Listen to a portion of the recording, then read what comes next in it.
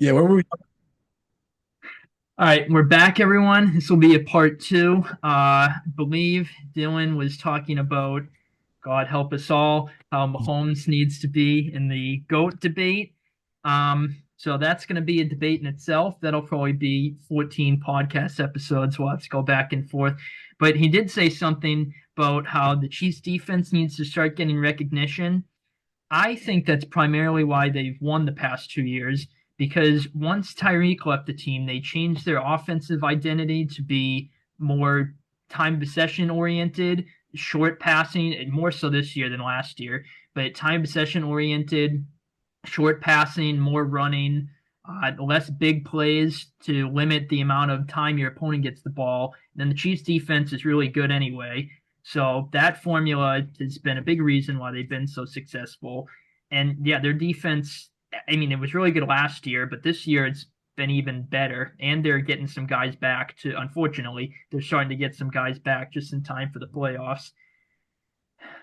And I will say that even the Patriots made a living winning Super Bowls doing that as well. Time of possession, lockdown defense, limiting big plays, and just playing their game. That's what the Patriots have, known doing. And if you look at that Josh Daniels intermediate offense and more of that like some of that like run heavy package, Yeah. um, you guys have no name running backs that are now names now because they made a living off of running the ball. So Yeah. keeping the guys fresh, keeping the run game going, keeping the clock running, time management, it's all essential to winning those Super Bowls. And if you look back at even history, like the Cowboys have done that too as well, Mhm.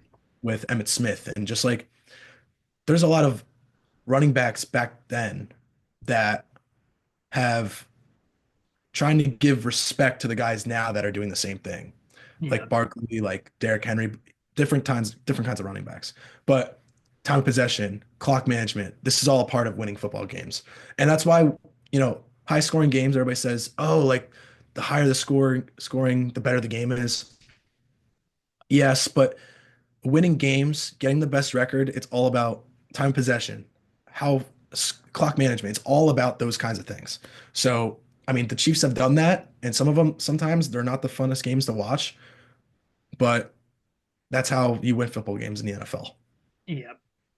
The See, the Chiefs are. I feel like this year they're harder to predict in the playoffs than in years past. Because I mean, last year it was definitely, I think, the worst Chiefs team in the Mahomes era, and I mean, I think everyone figured they would beat the Dolphins fairly easily in the wild card last year, In the cold and then, weather, huh? Oh yeah, in in the yeah, cold weather, which we all yeah, know how the Dolphins play oh when the yeah, cold yeah. weather.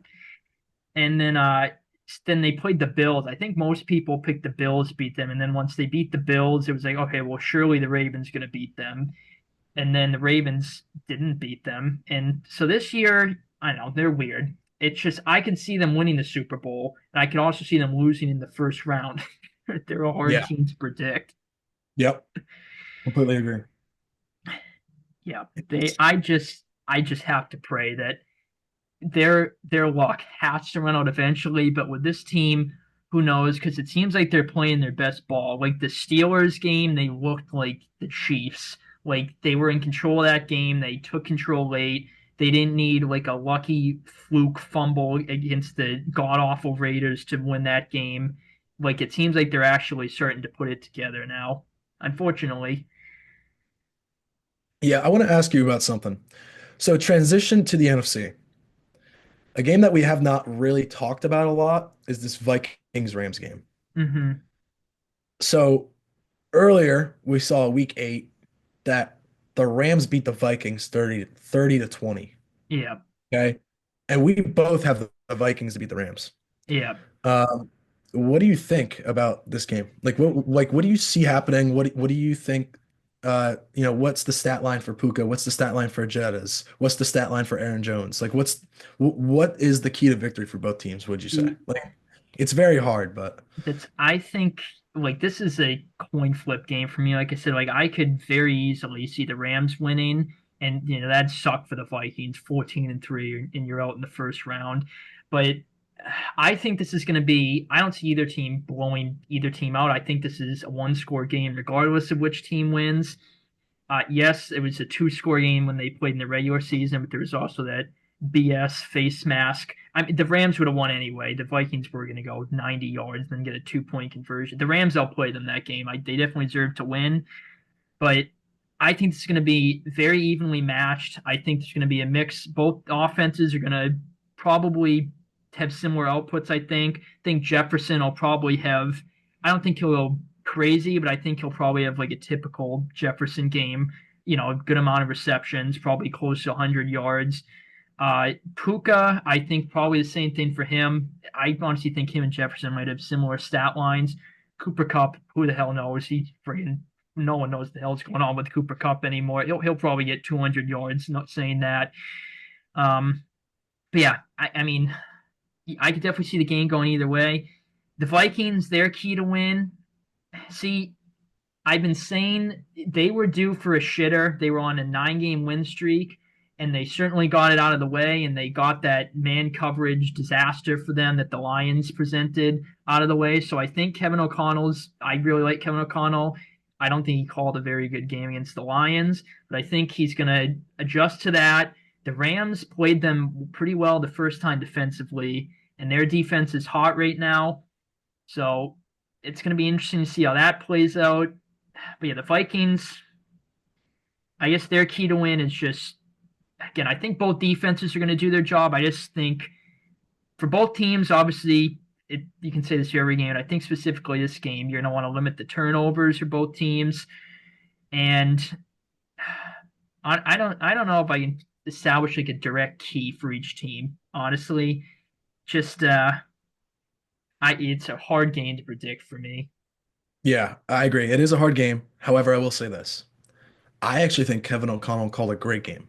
I think Darnold missed a lot of He passes. in the Oh my first gosh. half I mean, Darnold probably specifically. he played the worst game Oh I think the yeah, whole year that day. Like it was atrocious. I mean, the pressure was on the line and going into Lions, I understand. But you're playing for the one seed. Like you were yeah, playing for that one seed. And another thing that I actually expected more resilience from is that defense. That Brian Flores defense is incredible. I think I was saying through the first like 10 weeks of the season, I was saying that was probably the best defense in the league. The way mhm, that the way that he completely diffused that Kyle Shanahan offense with the 49ers. I mean, I think this Vikings defense is legit. They need to start clicking again. Um, and I understand the Lions are having one of the best offenses in the league, but I think that they need to really get back into what they were doing in the beginning of the season, lock up, and stop this Rams offense. And I think you could do that to a guy like Stafford. I know he put 30 on him in week 8, but I don't know. I could. They need to get back to what they were doing, and I think they have a good chance to do this in the playoffs. yeah. The Rams offense has been ice cold with Stafford. He's getting like some washed allegation. I mean, they just had Jimmy G in the backups against the Seahawks starting defense, and they looked pretty good in that game. Yep. Probably should have won it, honestly. But then saying that, I could also see Stafford just coming out and like lighting it up too. Yep. But this is this is definitely a coin flip game for me. Yeah, and Very, another thing that people are also saying is, well, this is a stat. 0 sacks have been taken the last 4 games for the Rams. There hasn't been a sack allowed in 4 games. yeah, So are the Vikings going to put more pressure on Stafford? Are they going to try to like stunt more on the defensive line? Like, what are they going to do to try to penetrate pressure on Stafford? yeah, That's the question. I'm really excited to see what Brian Flores is going to draw up and see how they could operate to get to the quarterback. yeah. Well, and that's the good thing is, I guess if you're going to rematch team in the playoffs, you'd probably prefer if you lost the first time around because, again, you're going to pay more attention to what went wrong versus the team that won is probably just going to try to replicate what worked. Sean McVay's that's another thing. Sean McVay versus Brian Flores in the playoffs. That's going to be insane. Yeah, Whatever Brian Flores did the first time clearly didn't work. The their offense is like unstoppable that Thursday night game. And then even last week, I think the Lions putting up what they put up 31-9 they won, I think. I think that might be a bit misleading at 31 because I think they were at 17 heading into the fourth quarter. And I mean, they got two picks on Goff. They were playing good. It's just like Darnold would he looked like the Jets Sam Darnold. And then Yeah. the Lions really, turned it on in the fourth there. So I think that them allowing 31, obviously it's not a great game if you allow 30 plus points, but I think it's not as bad as like a team that typically allows that many points. Yeah, and it's funny you say that too, because the Vikings have 24 interceptions this year, Yeah. and that and they have an 82.4 rate, which is second in the NFL. They have the best rate among wide receivers in the NFL, besides the Week 8 performance. Demarcus Robinson had two touchdowns when they Yeah. versed the Vikings last game. Is that going to happen again? Probably not. So what like that's the thing, like what are the Vikings going to do? Because they really need to. I mean, it seemed like their last game was to eliminate probably the number one option for Stafford. They didn't have any sacks against Stafford last game when they Yeah. played. So, I mean, what is Brian Flores going to do to adjust? That's the question. What Yeah. can he do to put pressure on Stafford, confuse Stafford in coverages? Is there safety help over the top with Puka? What are they going to do against Kyron? Like, that's the question, is what is he going to draw up to do against this team? Well, that's another thing with Brian Flores. A big part of his scheme is like trying to, screw the quarterback up. You show one thing pre-snaps, then obviously the quarterback adjusts to it. And then it's another thing when he snaps the ball. But the quarterbacks that have torched his defense, like Goff and Stafford, they're veteran quarterbacks, so they probably are going to key into, all right, it looks like this, but it's actually going to be this. So it's not as effective on them versus like who's like a young quarterback they put like Caleb Williams. Like, obviously that was a disaster every year for the Bears offensively, well in general, but offensively they didn't have very good coaching. And like Brian Flores disguised against like Caleb Williams, he completely like outcoached them. But like it's gonna be hard to do that against like Stafford, even though he's not playing great. And yeah, it's really like what can he do with all this talent and the great coaching? It's going to be interesting to see what he does there. So we talk about great coaching, right? So we talk about great coaching a lot. Now, Brian Flores was with the Dolphins. I think it was one of their worst years in Oh 2019. yeah, they were one Right. of the worst teams ever. They still Right. beat my team last week of the year. Exactly. Now, here's the thing. He went to the Steelers. I think he went to the Steelers. Yeah, he's their Like linebackers coach, I think. linebackers coach with the Steelers. I don't know why. And then I he thought that was random. I know. And then he went to the Vikings. So, do you think he is going to get head coaching bids to leave this year? Because I think that he would be a good coach, a head coach somewhere. Yeah. Uh, would you even consider him as a Patriots head coach? I know that, the Vrabel allegations and stuff are coming out with like, oh, what's going to happen with him? He's going to go here, here, here. There's rumors here, rumors here. But how about Brian Flores? I don't think he gets talked about enough. Well, that To he is getting some interviews. The thing with, I mean, like normally, like someone like him with how good he's been coaching, how well his defenses play, it's like why is this guy not getting interviewed by everyone? But the thing with him is like the whole lawsuit he had with the NFL. I think that's why he was the only the linebackers coach of the Steelers because no one hired him because they want to deal with it. So I honestly figured that the Vikings were going to get lucky and just be able to keep him because no one's going to want to deal with the lawsuit. He is getting some interviews though. I mean, I would be shocked if we don't hire Mike Vrabel. God, I really hope we do. It seems like Ben Johnson's our number two, but it seems like he is not going coming here. If he does get a head coaching gig, well, Ben Johnson's basically up to him. He can just choose where he wants to go. And then yeah. number three, I would say Brian Flores because obviously he was with us. He was a coach with us. Uh, he called the defense in 2018, that Super Bowl, and we held the Rams to three. That defense balled out. I mean, I would like Brian Flores. The only question is A, the lawsuit, and then B, there was some all he was a kind of an asshole coach allegations when he was at the Dolphins pretty much. But I would like Brian Flores. He Yeah, definitely should be getting interviews at the minimum. absolutely. I completely agree. He's somebody that's flown under the radar with, Oh yeah. the coaching job. I know Mike Kafka, um, of the He just Giants. interviewed. I know he just interviewed with like Seattle. I think it was Seattle or something. Yeah.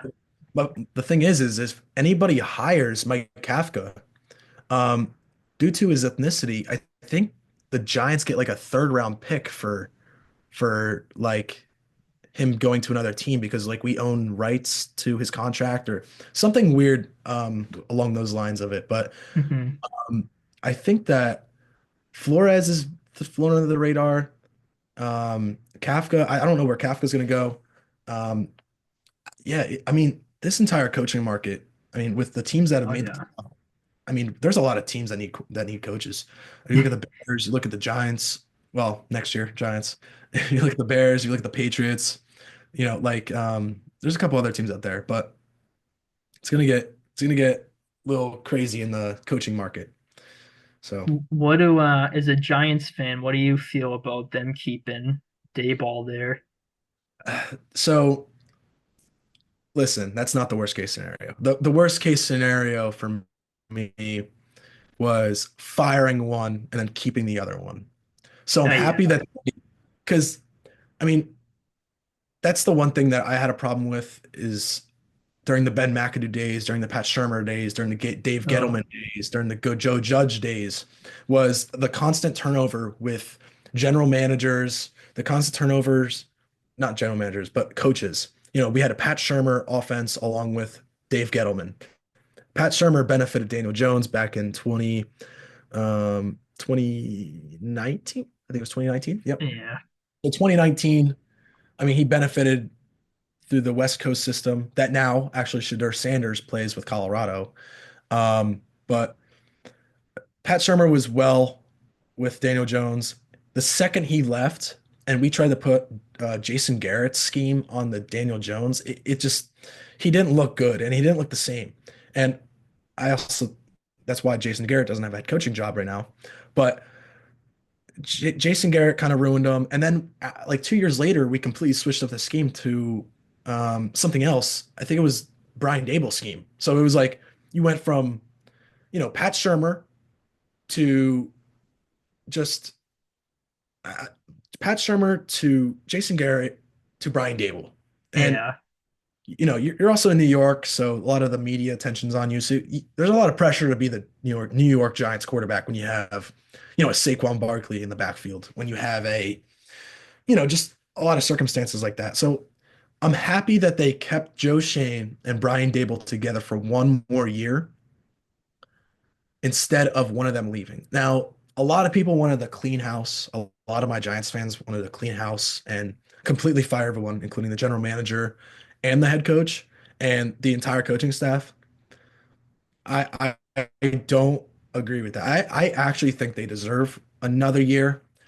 This draft class with Tyrone Tracy, Theo Johnson, Andrew Phillips, Malik Neighbors, and Tyler Nubin and Darius Musow is probably the best draft class in the league. What we have done with that, with our picks, has been incredible.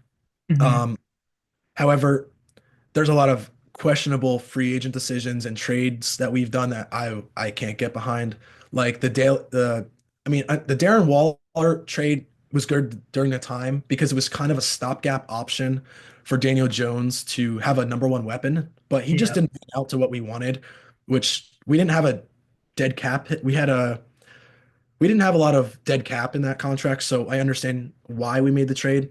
Um, but I don't know. There's a lot of questionable decisions. I mean, Brian Burns, I know he had 8.5 sacks this year.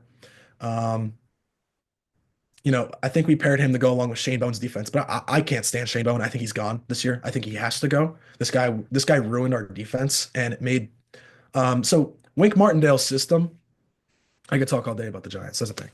So Wink Martindale's system is a very blitz heavy package scheme where you're sending a lot of the pressure. Yeah. Um, I think we saw that a lot with Michigan this year Oh because yeah. he went over to Michigan. But Wink Martindale system is very press coverage and blitz heavy systems, right? So that's why Banks looked really good his rookie year. When we Hmm. transitioned to Shane Bowens, he looked so lost. So it was it's just you have to keep people together. That's where I'm bringing it back to is you have to keep continuity with the coaching staff. You have to keep continuity with players on the team, the leadership. I mean, there was a point in the Giants season where we got rid of Daniel Jones and the whole locker room collapsed.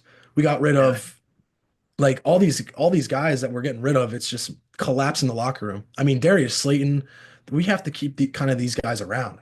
But that's the thing is that's why we're a shit show is because we don't keep continuity. We just let guys go. We fire everybody and then we don't have the patience to actually see a good rebuild. And that's why we've been in the trenches for the last 13 years and or 10 years now, 10, 11 years is just it's just because of things like that. And we need to move on. So that's I can Yeah. go on all day, but it's just we need to keep continuity with everybody. Yeah. Yeah, I don't think Dayball is the main problem there. I mean, certainly he's not perfect. I still think he's a really good offensive coach. It's just they need to get him a quarterback. I mean, obviously his first year they did really good with Daniel Jones, and then they paid Daniel Jones that horrible contract. And then after they cut Daniel Jones and he's stuck with Drew Lock and just all the backup QBs coming in there. It's like you can't expect the guy to win with these quarterbacks. And then their offensive line's always a disaster. Except at least you guys got Tracy in the backfield. He's kind of a stud. But yeah, I don't think Dayball is the problem. They just need to address QB position, which they kind of screwed themselves winning against the Colts. And then well, my team just did the same thing. But Yeah. Well, that's yeah, another thing about that contract. So the Daniel Jones contract is one of the biggest topics of that free agency period. Now, I actually thought it was a good contract. I thought $40 million a year was fair to a team that went 9-7-1, made the playoffs, and a quarterback who went into Minnesota and played the best game of his career. yeah, From from that point on, we projected Daniel Jones to kind of ascend into the scheme because it was his first year in the scheme. So we were like, oh, with no weapons. He didn't have any weapons. He didn't have a good offensive line. I think they were ranked like 22nd to 26th in that year.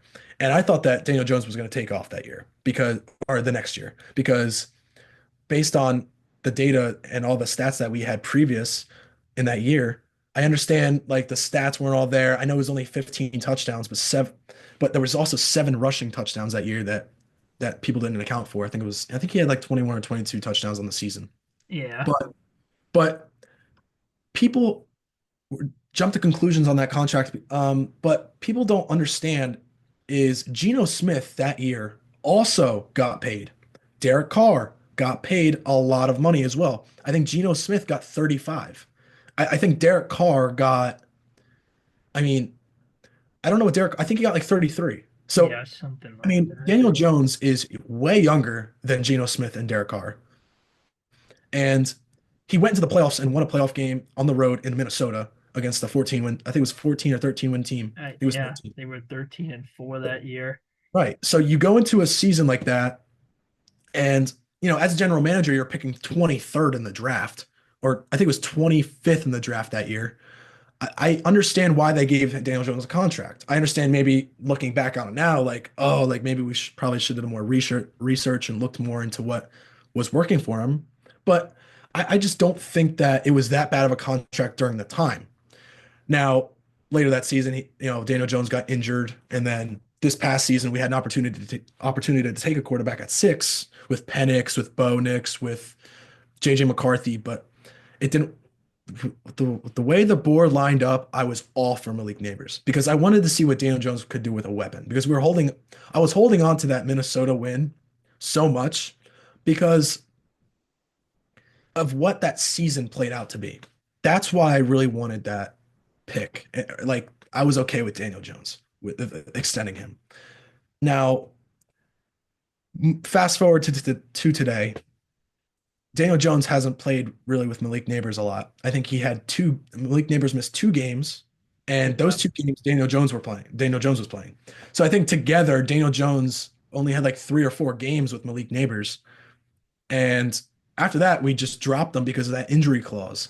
The injury clause was if Daniel Jones got injured um, throughout the season and he had to be on IR after the season, we have to pay him that entire contract. Yeah. So we decided to cut him for whatever reason with the injury. And then when we did that, everybody was like, "Oh, yeah, we did that because it was the betterness of the team and Daniel Jones wasn't playing good." No, that's not why we dropped them. We dropped them because of the injury clause. And we Yeah. dropped them because he asked permission to leave because he's playing scout team safety, which is Yeah. comical. Which is just another like reason why Dable and Joe like I can't. But that's the reason. So we really did a good job with that, of course. But no, keeping continuity and the Daniel Jones excuses during the contract. I I think we're looking forward to a better Giants future, and I think the options during that free agency period were limited. Were limited. You're not going to take a quarterback at 25 during that draft, Yeah.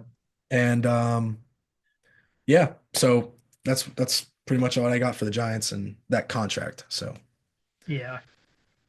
Yeah. That's a I thought they were gonna fire Dayball, but kind of glad they kept him. I think he even the last year he had Tyrod Taylor most of the year, and you mm, guys were kind of fighting. You run on the hot streak toward the end of the year. You guys get the Packers with that's a Tommy DeVito, another player. Like how the hell is Dayball supposed to win with Tommy? Yeah, Tommy Cutlets over there. yeah, But like last year, I think you guys finished under 500 by a few games, but there was a couple close games and they were beat to hell. It's just this year was like really the first year where you can say it was like a complete disaster. So if he would have gotten fired after this year, after just winning a playoff game in a rebuild year 2 years ago against the 13-win Vikings on the road, that would be kind of questionable. So I'm glad they kind of gave Dave Ball another year. and you know what I'm very upset about too, about this year is okay. We kept Joe Shane and Brian Dable. Okay, that's awesome. That's what I wanted. However, next year, guess what we got going on next year? We have the hardest schedule in the league I next year saw that. It's a to a brutal rookie quarterback schedule. because we're probably going to get a rookie quarterback. I mean, if we look at um, a guy like Shadur Sanders, a guy like Cam Ward, I think Cam Ward's going to go number one. The Browns, it's iffy. I don't know what's going to happen with that. Are we going to be in possession to draft a quarterback in a quarterback draft that's not even that strong? And let's say three, right? Let's say I mean, all of us are hoping that Drew Aller declares just so it gives another spot for a quarterback, in which way we're guaranteed a quarterback. Mhm. But let's say we can't get a quarterback this year. We're gonna have to pay a guy like Fields. We're gonna have to pay a guy like Sam Darnold. We're gonna have to pay a guy like Russell Wilson, guy like Kirk. We're gonna have to hit the free agency market. Now I know Kirk's under contract, but he'll probably be released or Yeah, they'll it's do something right by another him. questionable contract. Yeah, but which I was so confused about last season. Yeah, But me too. regardless, what's Daniel or like what are these guys going to do? Like after we have a bad season next year, we're probably going to finish with 4, 5, 6 wins next year. That's probably our ceiling after the year we just had. Our ceiling is probably 4, 5, 6 wins. Okay. Now, are we going to fire uh, our coaching staff and our general manager when they just drafted a quarterback in the first round last year? Are they going to completely change up the scheme after he just learned it in his rookie season? It's Yeah. just, it could be a complete dumpster fire. And John Mara is the only person to blame if this happens because Giants fans are going to go crazy if we draft a quarterback and then a year later we switch the scheme, we switch the general manager, we switch that because if we switch the general manager and or our rookie quarterback wasn't drafted by that general manager, what do you think he's going to do? I mean, it's just it's a complete shit show. It's complete constant turnover with what's going on. You can't. The thing is, I think John Mara listens to the fans a lot, and it's Mhm. just I'm so like scared with everything that goes on with the Giants organization. I think they're gonna be trashed for years to come because we just can't have constant turnover, and that's the only thing that happens to us. Yeah. Speaking of GMs, the Raiders just fired Tom Telesco and Pierce a couple of days ago. Yep. It's kind of the Raiders are in a weird spot too. That's my team. Obviously, we just fired Mayo. I think we're actually, if we hire Vrabel, I think we'll actually be in a decent spot next year. I do think Mayo needed to be fired. Everyone's saying that, expectations. Obviously, we didn't have high expectations this year. We finished with the same amount of wins around that target range that most people thought. But to me, it's just like we got worse throughout the year. And just Mayo, he seemed like he just didn't know what he was doing. And then the report came out yesterday. He's like freaking playing cards with the players on the flight back from Arizona after we get blown out, and he's on the silent, like week two he's mic'd up, like giggling and like pranking the players. Like, to me, I don't know, like if say someone like screwed up on the field, like they're going over it in film or something, like they need to be ripped into. I cannot see Mayo being that guy.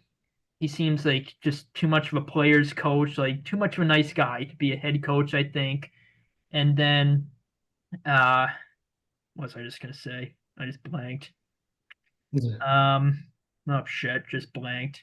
But yeah, Well, actually, talking about general managers, right? And going off of like firing coaches and stuff with hot seats.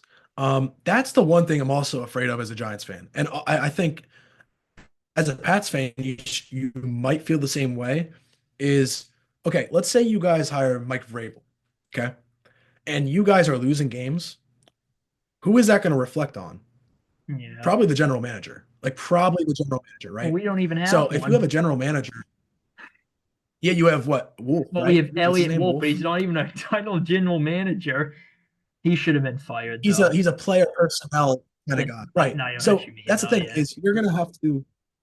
It's just it's incredible because you're gonna have to see guys who are general managers take risks this year to just save their job. That's the one thing I hate about Joe Shane is not hate because he's built it the right way, but I'm scared about this upcoming year because I hope he doesn't just start throwing money at players and he doesn't like throw T. Higgins 35 million. He doesn't throw yeah, like these top end of the market guys a lot of money. That would ruin the future.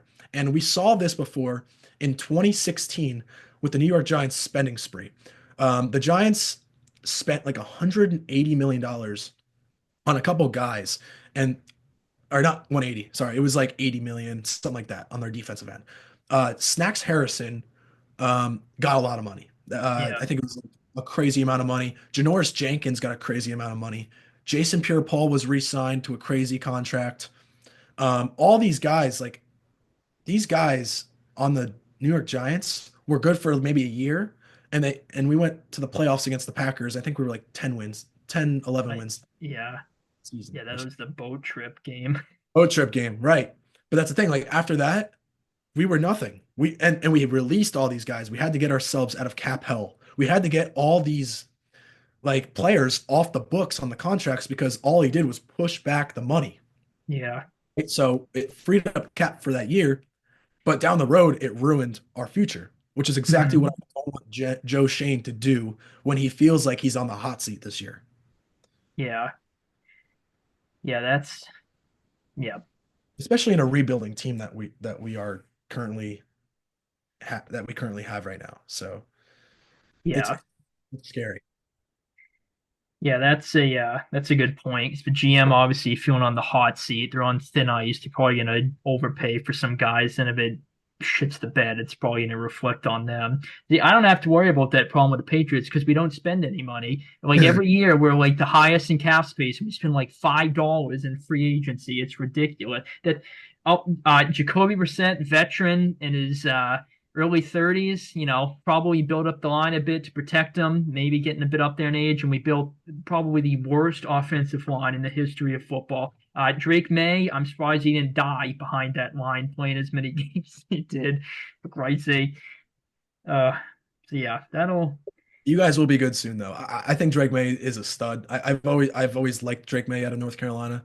Um, I was very upset. I actually was very upset when the Giants beat the Patriots last year. I was very upset because I just knew that that third overall pick was so crucial, and yeah. ended up being Drake May, and we could have easily had Drake May last year. But the only thing is I will say that you guys are building the right way. You guys had some misses with Polk. I was never a Polk Oh, guy, McMillan, and I also really and like, Baker, yeah, and well, yeah, Baker too. Mr. But Wheelchair Man. insane. Like I think the Patriots, there's brighter days ahead, which pains me to say as a Giants fan, which actually I don't really care about the Patriots. I really don't care. But I think you guys have a bright future. It's just you have the key pieces, like you have a number one corner, you have your quarterback, you have a decent running back. I think there are a lot of pieces you still need, but I think that you could really structure that team the correct way, and you guys are close. So I mean, you guys are close. I think the Giants are just far just because of the head of the operations and Yeah, everything that's trickling down to the team. yeah. That's I'm But optimistic going into but yeah. next year because yeah, like we have May, obviously finding a QB. That's probably the hardest thing to do. Defense, like you said, we have some big names, obviously like Gonzo, and then we lost Bentley early in the year. Like our defense on paper actually is like decent at worst, I think. Offense, I like Stevenson, even though he kind of had an up and down year. I like Gibson too. Hunter Henry, I like. He's a super underrated tight end. Austin Hooper, I like that signing. And then our receiver, we need a wide receiver one though. Like Booty, I really like Booty. He had a good year. Him and like Pop Douglas cannot be like our top two. I think just we need to build the line, get a top receiver, get some defensive pieces, and then straighten out our coaching staff. And we have a bunch of cap. Hopefully, we actually spend it this time, get a high draft pick. So I'm optimistic. Hopefully, we can. I mean, this year, Jesus, past 2 years, I have like lost brain cells watching my team. So what do you think about that win that Joe Milton had on week 18? Like, do you think that like were you rooting for you guys to lose because you wanted that first overall pick, or did you really want So like win that I game? Like so It's a good question because obviously I think probably like 90, maybe 80, 90% of the fan base was just hoping, rooting us for us to lose to get the first pick. I always root for the team to win, but I would not like the Bills scored a touchdown. I'm like, oh, like how awful. Like kind of pulling for them at the same time. Like if we win, I guess I'll be happy. I'll be pissed at the same time because we did pull the first pick. And obviously the first pick, we probably wouldn't have used it because we could have just used it to trade back for a team that needed a QB. Could have gotten a bunch out of it. So I am kind of upset. I thought that was going to let Mayo keep his job because I thought Kraft was going to let recency bias kick in, let Mayo keep his job.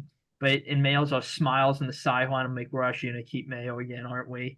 And then clearly it was before the game, the decision was made to fire him because they came out with that statement like an hour after the game.